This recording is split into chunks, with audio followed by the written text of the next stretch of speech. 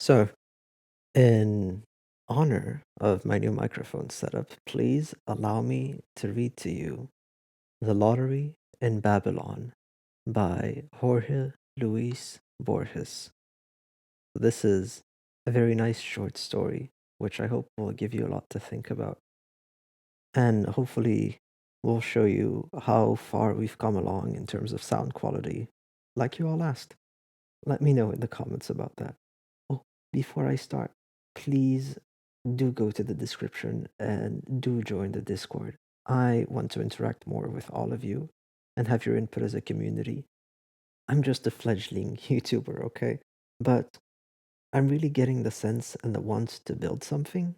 And if you want to be part of it too, then never hesitate. Oh, also, forgot to wish you Merry Christmas, Happy New Year, yada, yada, yada.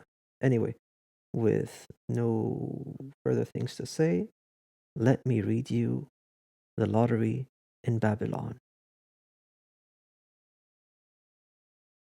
Like all the men of Babylon, I have been proconsul. Like all, I have been a slave. I have known omnipotence, ignominy, imprisonment. Look, here, my right hand has no index finger.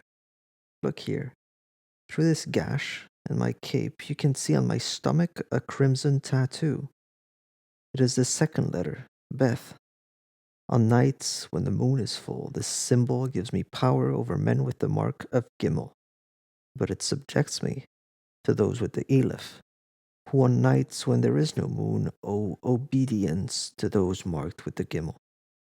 In the half light of dawn, in a cellar standing before a black altar, I have slit the throats of sacred bulls. Once, for an entire lunar year, I was declared invisible. I would cry out, and no one would heed my call. I would steal bread and not be beheaded. I have known the thing that Greeks knew not, uncertainty. In a chamber of brass, as I faced the strangler's silent scarf, hope did not abandon me. In the river of delight, panic has not failed me. Heraclitus Ponticus reports admiringly that Pythagoras recalled having been Pyrrhus, and before that Euphorbus, and before that some other mortal. In order to recall similar vicissitudes, I have no need of death, nor even of imposture. I owe that monstrous variety to an institution, the lottery, which is unknown in other nations, or at work in them imperfectly or secretly. I have not delved into this institution's history. I know that sages cannot agree about its mighty purposes. I know as much as a man untutored in astrology might know about the moon. Mine is a dizzying country in which the lottery is a major element of reality. Until this day, I have thought as little about it as about the conduct of the undecipherable gods or of my heart. Now, so far from Babylon and its beloved customs, I think with some bewilderment about the lottery, and about the blasphemous conjectures that shrouded men whisper in the half light of dawn or evening. My father would tell me how once, long ago, centuries, years, the lottery in Babylon was a game played by commoners. He would tell me, though whether this is true or not I cannot say, how barbers would take a man's copper coins and give back rectangles made of bone or parchment and adorned with symbols. Then, in broad daylight, a drawing would be held. Those smiled upon by fate would, with no further corroboration by chance, win coins minted of silver. The procedure, as you can see, was rudimentary. Naturally, those so called lotteries were a failure. They had no moral force whatsoever. They appealed not to all a man's faculties, but only to his hopefulness. Public indifference soon meant that the merchants who had founded these venal lotteries began to lose money. Someone tried something new, including, among the list of lucky numbers, a few unlucky draws. This innovation meant that those who bought those numbered rectangles now had a twofold chance. They might win a sum of money, or they might be required to pay a fine, sometimes a considerable one. As one might expect, that small risk, for every 30 good numbers there was one ill omened one, piqued the public's interest. Babylonians flocked to buy tickets. The man who brought none was considered a pusillanimous wretch, a man with no spirit of adventure. In time, this justified contempt found a second target, not just the man who didn't play, but also the man who lost and paid the fine.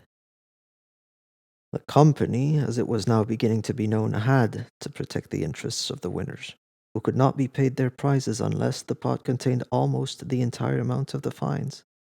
A lawsuit was filed against the losers. The judge sentenced them to pay the original fine, plus court costs, or to spend a number of days in jail. In order to thwart the company, they all chose jail. From that gauntlet thrown down by a few men sprang the company's omnipotence, its ecclesiastical, metaphysical force. Some time after this, the announcement of the numbers drawn began to leave out the list of fines and simply print the days of prison assigned to each losing number. That shorthand, as it were, which went virtually unnoticed at the time, was of utmost importance. It was the first appearance of non pecuniary elements in the lottery, and it met with great success indeed. The company was forced by its players to increase the number of unlucky draws. As everyone knows, the people of Babylon are great admirers of logic and even of symmetry. It was inconsistent that lucky numbers should pay off in round silver coins while unlucky ones were measured in days and nights of jail. Certain moralists argued that the possession of coins did not always bring about happiness, and that other forms of happiness were perhaps more direct. The lower caste neighborhoods of the city voiced a different complaint. The members of the priestly class gambled heavily, and so enjoyed all the vicissitudes of terror and hope. The poor, with understandable or inevitable envy, saw themselves denied access to that famously delightful, even sensual wheel. The fair and reasonable desire that all men and women, rich and poor, be able to take part equally in the lottery inspired indignant demonstrations, the memory of which time has failed to dim. Some stubborn souls could not, or pretended they could not, understand that this was a novus ordo sedorum, a necessary stage in history. A slave stole a crimson ticket. The drawing determined that the ticket entitled the bearer to have his tongue burned out. The code of law provided the same sentence for stealing a lottery ticket. Some Babylonians argued that the slave deserved the burning iron for being a thief. Others, more magnanimous, that the executioner should employ the iron, because thus fate had decreed. There were disturbances. There were regrettable instances of bloodshed. But the masses of Babylon at last, over the opposition of the well to do, imposed their will. They saw their generous objectives fully achieved.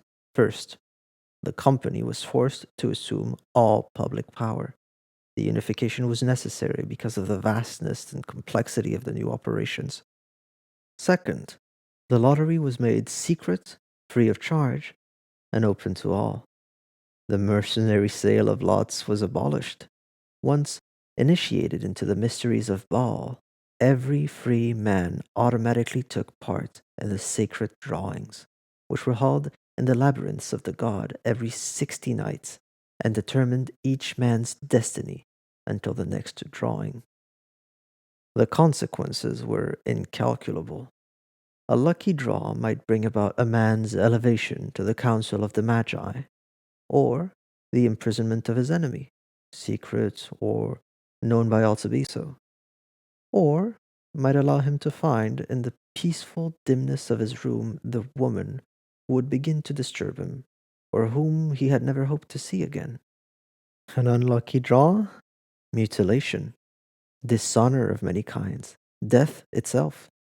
Sometimes a single event, the murder of C in a tavern, B's mysterious apotheosis, would be the inspired outcome of 30 or 40 drawings. Combining bets was difficult, but we must recall that the individuals of the company were, and still are, all powerful and clever. In many cases, the knowledge that certain happy turns were the simple result of chance would have lessened the force of those outcomes. To forestall that problem, agents of the company employed suggestion, or even magic. The paths they followed, the intrigues they wove, were invariably secret. To penetrate the innermost hopes and innermost fears of every man, they called upon astrologers and spies. There were certain stone lions, a sacred latrine called Kapfka, some cracks in a dusty aqueduct.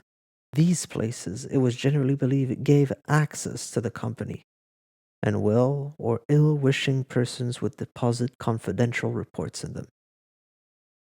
An alphabetical file held those dossiers of varying veracity. Incredibly, there was talk of favoritism, of corruption. With its customary discretion, the company did not reply directly. Instead, it scrawled its brief argument in the rubble of a mask factory. This apologia is now numbered among the sacred scriptures. It pointed out, doctrinally, that the lottery is an interpolation of chance into the order of the universe, and observed that to accept errors is to strengthen chance, not contravene it. It also noted that those lions, that sacred squatting place, though not disavowed by the company, which reserved the right to consult them, functioned with no official guarantee. This statement quieted the public's concerns, but also produced other effects, perhaps unforeseen by its author. It profoundly altered both the spirit and the operations of the company. I have but little time remaining. We are told that the ship is about to sail, but I will try to explain. However unlikely it may seem, no one until that time had attempted to produce a general theory of gaming. Babylonians are not a speculative people. They obey the dictates of chance, surrender their lives, their hopes, their nameless terror to it, but it never occurs to them to delve deep into its labyrinthine laws or the revolving spheres that manifest its workings. Nonetheless, the semi official statement that I mentioned inspired numerous debates of a legal and mathematical nature. From one of them, there emerged the following conjecture: if the lottery is an intensification of chance, a periodic infusion of chaos into the cosmos, then is it not appropriate that chance intervene in every aspect of the drawing, not just one? Is it not ludicrous that chance should dictate a person's death while the circumstances of that death, whether private or public, whether drawn out for an hour or a century, should not be subject to chance? Those perfectly reasonable objections finally prompted sweeping reform. The complexities of the new system, complicated further by it having been in practice for centuries, are understood only by a handful of specialists, though I will attempt to summarize them, even if only symbolically. Let us imagine a first drawing which condemns a man to death. In pursuance of that decree, another drawing is held. Out of that second drawing come, say, 9 possible executors. Of those 9, 4 might initiate a third drawing to determine the name of the executioner. 2 might replace that unlucky draw with a lucky one, the discovery of a treasure, say. Another might decide that the death should be exacerbated, death with dishonor, that is, or with the refinement of torture. Others might simply refuse to carry out the sentence. That is the scheme of the lottery, put symbolically. In reality, the number of drawings is infinite. No decision is final, all branch into others. The ignorant assume that infinite drawings require infinite time. Actually, all that is required is that time be infinitely subdivisible, as in the famous parable of the race with the tortoise. That infinitude coincides remarkably well with the sinuous numbers of chance and with the heavenly archetype of the lottery beloved of Platonists. Some disturbed echo of our customs seems to have reached the Tiber. In his Life of Antoninus Heliogabalus, Aelius Lamperius tells us that the emperor wrote out on the seashells the fate that he intended for his guests at dinner. Some would receive 10 pounds of gold, others 10 houseflies, 10 dormice, 10 bears. It is fair to recall that Heliogabalus was raised in Asia Minor, among the priests of the eponymous god. They are also impersonal drawings, whose purpose is unclear. One drawing decrees that a sapphire from Taprobana be thrown into the water of the Euphrates, another, that a bird be released from the top of a certain tower, another, that every 100 years a grain of sand be added or taken from the countless grains of sand on a certain beach. Sometimes the consequences are terrible. Under the company's beneficent influence, our customs are now steeped in chance. The purchaser of a dozen amphorae of Damascene wine will not be surprised if one contains a talisman or a viper. The scribe who writes out a contract never fails to include some error. I myself, in this hurried statement, have misrepresented some splendor, some atrocity, perhaps to some mysterious monotony. Our historians, the most perspicacious on the planet, have invented a method for correcting chance. It is well known that the outcomes of this method are, in general, trustworthy, although, of course, they are never divulged without a measure of deception. Besides, there is nothing so tainted with fiction as the history of the company. A paleographic document unearthed at a certain temple may come from yesterday's drawing, or from a drawing that took place centuries ago. No book is published without some discrepancy between each of the edition's copies. Scribes take a secret oath to omit, interpolate, alter. Indirect falsehoods is also practiced. The company, with godlike modesty, shuns all publicity. Its agents, of course, are secret. The orders it continually, perhaps constantly imparts are no different from those spread by wholesale impostors. Besides, who will boast of being a mere impostor? The drunken man who blurts out an absurd command, the sleeping man who suddenly awakes and turns and chokes to death the woman sleeping at his side. Are they not, perhaps, implementing one of the company's secret decisions? That silent functioning, like gods, inspires all manner of conjectures. One scurrilously suggests that the company ceased to exist hundreds of years ago, and that the sacred disorder of our lives is purely hereditary, traditional. Another believes that the company is eternal, and teaches that it shall endure until the last night when the last god shall annihilate the earth. Yet another declares that the company is omnipotent, but only affects small things: the cry of a bird, the shades of rust and dust, the half dreams that come at dawn. Another, whispered by masked heresiarchs, says that the company has never existed and never will. Another, no less despicable, argues that it makes no difference whether one affirms or denies the reality of the shadowy operation, because Babylon is nothing but an infinite game of chance. And there you go.